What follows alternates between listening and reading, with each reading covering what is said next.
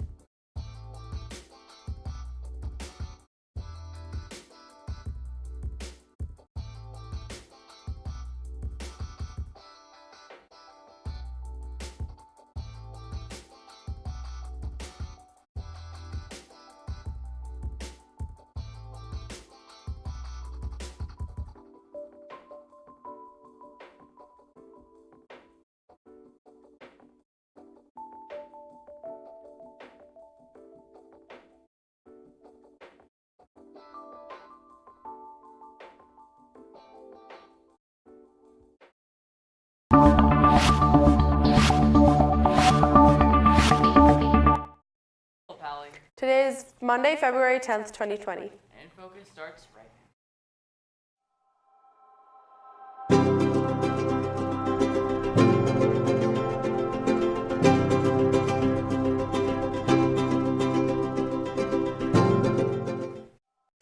Updates this week. A Pally's Got Talent update. And Macho-Matics are available for pickup. All that and more is coming up on today's show. Welcome to InFocus. I'm Jason Gold. And I'm Yasmin Fridrikowitz. There's a lot going on around campus. Here are some important announcements from today's bulletin.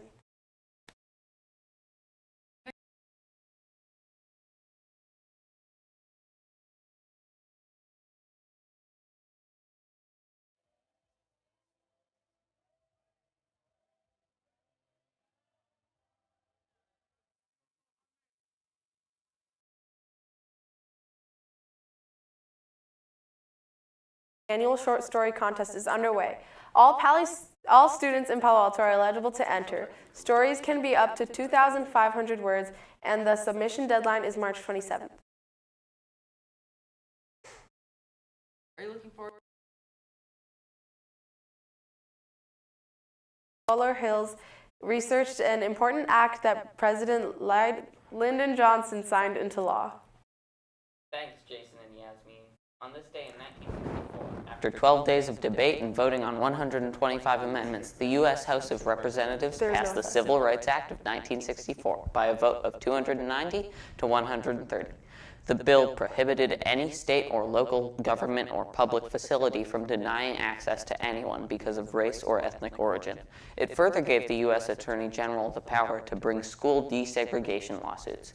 After the passage in the House, the bill went to the Senate, which after 83 days of debate, passed on a similar package on June 19th by a vote of 73 to 27.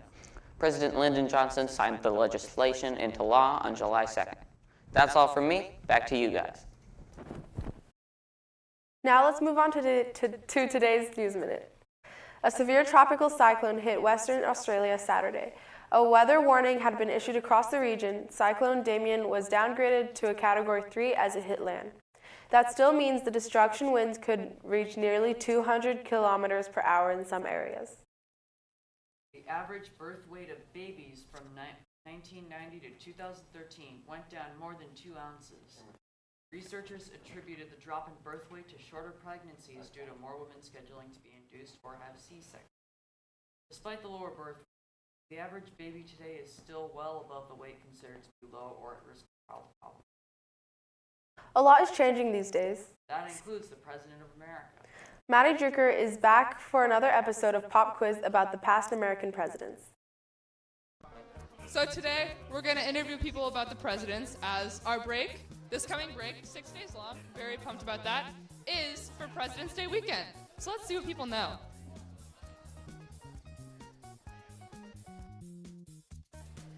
Leon, how many presidents have there been?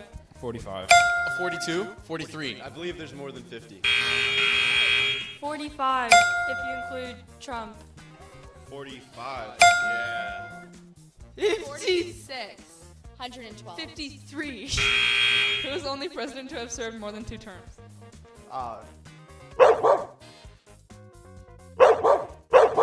FDR. Just learned this in history. Which one? Theodore, not Theodore. Yeah. Who's that? What's his name? What are his initials? Teddy. No. FDR. George Washington. It was the guy in the wheelchair. Roosevelt. Which one? It was Roosevelt. Which one though? Teddy. Two. Theodore. No. Franklin. Franklin Delano Roosevelt. Yeah. What was George Washington's mansion called?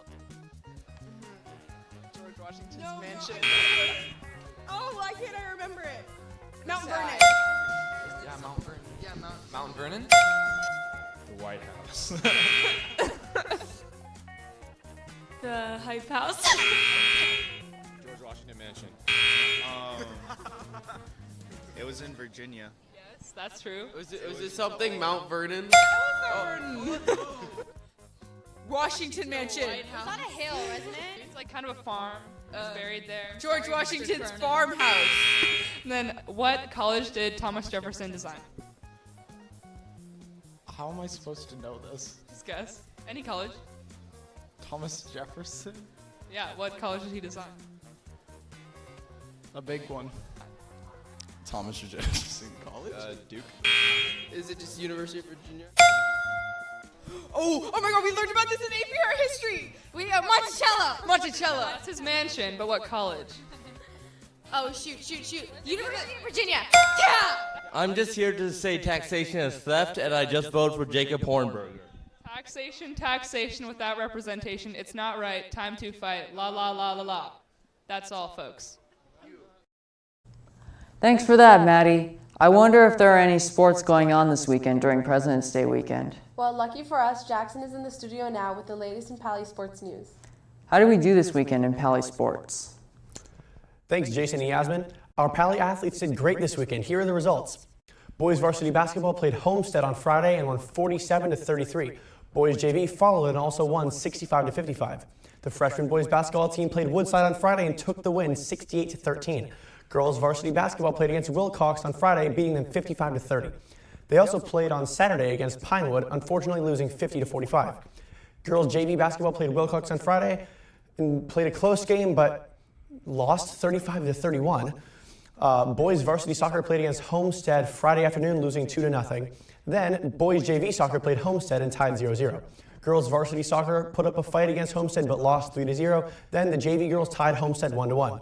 Now moving on to upcoming games. Tomorrow, February 11th, the girls basketball teams will play away against Lynbrook High School JV starting against 5:30 and varsity starting at 7.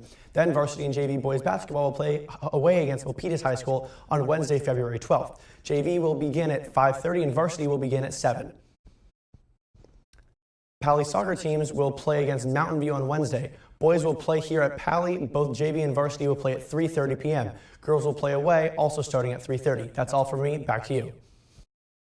Well, that does it for today's episode. Be sure to visit our website to check the old episodes, check the bulletin, or to send us an email. Until next time, have a great day, Pally.